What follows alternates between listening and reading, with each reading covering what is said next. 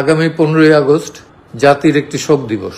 আপনারা যে যেখানে থাকেন, সেদিন শুক্রবার সেহেতু অন্তত কালো জামা না হলেও কালো একটা ব্যাজ ধারণ করেন এবং বঙ্গবন্ধু এবং তার পরিবারের যে 16 জন পরিবার এবং 2 জন বাইরের বোধহয়, একজন কর্নেল জামিল আর একজন হইল বরিশালের রিন্টু, আপনারা তাদের জন্য দোয়া করবেন আল্লাহর কাছে। কারণ বঙ্গবন্ধু আমাদের জাতির পিতা, তার যৌবনের 17টা বছর কারাগারে কাটিয়েছে।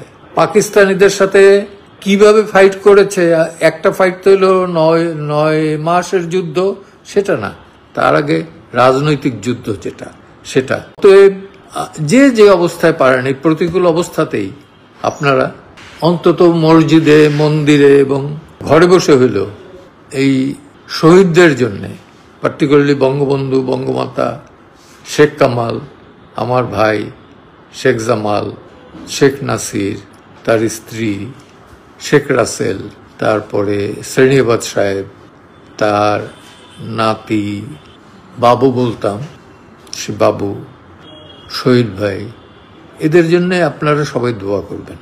এটুকুই।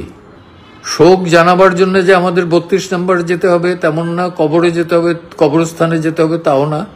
যেখানে বসে দোয়া করব সেটাই আল্লাহ তাআলা কবুল করবেন। অন্তরে শ্রদ্ধা যদি থাকে, সে শ্রদ্ধা অবশ্যই আমরা যারা যারা ভালোবাসেন, যারা যারা মনে করেন যে জয় বাংলা জাতীয় স্লোগান, যারা যারা মনে করেন যে বঙ্গবন্ধু জাতির পিতা, অবশ্যই তারা যেন হাত তুলে শুধু ওই দিন না, সবসময় তাদের জন্য দোয়া করবেন। নামাজ তো আমরা পড়ি, সেই নামাজের ভেতরে একটু না হয় একটা লাইন বাড়িয়ে নিলাম, এই আর কি আপনাদের প্রতি আবেদন। মঞ্চ 71 থেকে আমি জেডাই খান পান্না আপনাদের কাছে আবেদন জানাচ্ছি। আবার সেই আওয়ামী বিরোধী ট্রাম্প কার্ড। ইসলামী দলসমূহের ভিতরে পূর্ণ ঐক্য সৃষ্টি এখনো হয়নি। জামাত ইসলামীর বিটিম হিসাবে পরিচিতি পাওয়া কিংস পার্টি, জাতীয় নাগরিক পার্টির সঙ্গেও তাদের সমন্বয় এখনো হয়নি।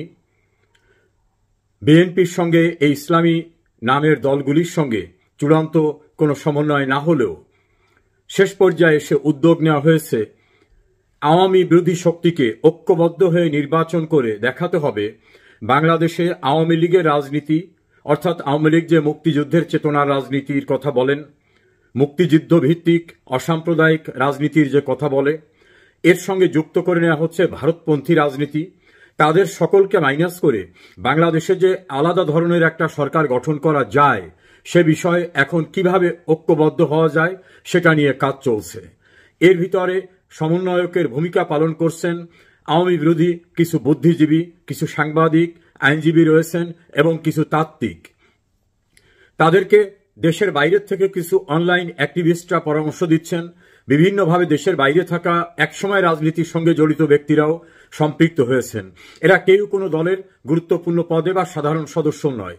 তারা চাচ্ছেন যে বাংলাদেশে এই অবস্থার সুযোগটা নিয়ে আওয়ামী লীগ এবং আওয়ামী লীগের ঘনিষ্ঠ যে সকল বলয় আছে, সেই বলয় অর্থাৎ 14 দলীয় জোটের সঙ্গে যারা ছিলেন তারা, অথবা আওয়ামী লীগ রাজনীতির একই ধরনের আদর্শিক চিন্তা চেতনা যারা পোষণ করেন, তাদেরকে বাদ দিয়ে আওয়ামী বিরোধী একটা মোর্চা গঠন করে সেই মোর্চার মধ্যে নির্বাচন হবে।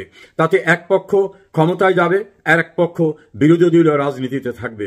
কিন্তু এই ক্ষমতার ভারসাম্যতা এভাবে রক্ষা করা হবে যে কোনো দল যাতে বঞ্চিত না হয়, জাতীয় সংসদে তাদেরকে সেভাবে অ্যাকোমোডেট করা, নির্বাচনের পরে তাদের লোকদেরকে বিভিন্ন জায়গায় প্রতিষ্ঠিত করা, বিভিন্ন সেক্টর কর্পোরেশন, ইউনিভার্সিটি, ব্যাংক, বিমা, সরকারি বিভিন্ন যে সকল প্রতিষ্ঠান আছে গুরুত্বপূর্ণ, সে সকল প্রতিষ্ঠানে তাদেরকে পুনর্বাসন করা হবে। অর্থাৎ ইন্টেলেকচুয়াল যে পাওয়ারটা আছে আওয়ামী বিরোধী শক্তির, তাদেরকে বিভিন্ন জায়গায়, কাউকে প্রেস ক্লাবে, কাউকে জাতীয় সংবাদ সংস্থায়, কাউকে অন্যান্য প্রতিষ্ঠানে, এভাবে বিভিন্ন জায়গায় তাদের প্রতিষ্ঠিত করা হবে। ব্যাংক, বিমা সহ শিক্ষা প্রতিষ্ঠানের বিভিন্ন জায়গায় যোগ্যতার মাপকাঠি অনুযায়ী তাদেরকে পুনর্বাসন করা হবে, প্রতিষ্ঠিত করা হবে। লক্ষ্য একটি, ভারত বিরোধী, আওয়ামী লীগ বিরোধী যে রাজনীতিটা দীর্ঘদিন বাংলাদেশে চলেও তারা খুব সফল হতে পারেনি, সেটাকে কিভাবে বাস্তবায়ন করা যায়। যেমন স্বাধীনতা উত্তরকালে বাংলাদেশে ভারত বিরোধী একটা স্লোগান, সেই সময় খুব সোচ্চারভাবে যারা চাইনিজপন্থী রাজনীতি করতেন, হক তোহা, সিরাজ শিকদার, টিপু বিশ্বাস, শ্রমজীবী আন্দোলন, অন্যান্য যারা বিভিন্ন পর্যায়ে দেশের দক্ষিণ অঞ্চলে এক প্রান্তে, খুলনার এক প্রান্তে, যশোর ঝিনাইদহ এক প্রান্তে, সিরাজগঞ্জ, পাবনার বিভিন্ন প্রান্তে, কখনো কখনো সিলেটের এক প্রান্তে, রাজশাহীর এক প্রান্তে, এই যে আলাদা ধরনের একটা রাজনীতি যারা চিন্তা চেতনা মাথায় তাদের আবার একটু পরিশুদ্ধ যে টিম যারা ঢাকায় বসে বিভিন্ন রকম তাত্ত্বিক বইপত্র লেখালেখি করতেন, তত্ত্ব দিতেন, ফরহাদ মাজহার সহ, আহমদ শরীফ, বদরুদ্দিন ওমর, এরকম তাদের অন্যান্য যে সকল ব্যক্তিরা আছে, তাদের যারা অনুসারীরা আছে, কেউ কেউ ভাসানীর অনুসারী, এরকম বিভিন্নভাবে যারা রয়েছেন, কেউ মা সেতুংয়ের চিন্তাধারার অনুসারী, এ সকল ব্যক্তিদেরকে কিভাবে ঐক্যবদ্ধ করে আলাদা একটা মোর্চা তৈরি করা যায়, যে বাংলাদেশে বিশেষ করে লিবারেশন ওয়ারের সময় যে সেন্টিমেন্টটা ছিল, বিশেষ করে ভারত এবং রাশিয়াপন্থী চিন্তা চেতনা এবং ওই জাতীয় রাজনীতির যারা ধারক বাহক অথবা পোষণ করেন, বিশ্বাস করেন, তাদেরকে টোটালি মাইনাস করে কিভাবে আলাদা ধরনের একটা রাজনীতি বাংলাদেশে চালু করা যায়, সেজন্য তারা একটা সমন্বয়কের ভূমিকায় কাজ করছেন। এর ভিতরে অনেকেই আছেন যারা কোনোভাবেই কোনো রাজনীতি না করলেও তাদের নানা রকম প্ল্যাটফর্ম রয়েছে, ছোট্ট ছোট সংগঠন রয়েছে, সেই সংগঠনের কোনোটি বাইরে দৃশ্যমানও না, কিন্তু তারা তাদের ভিতরে কাজ করছেন।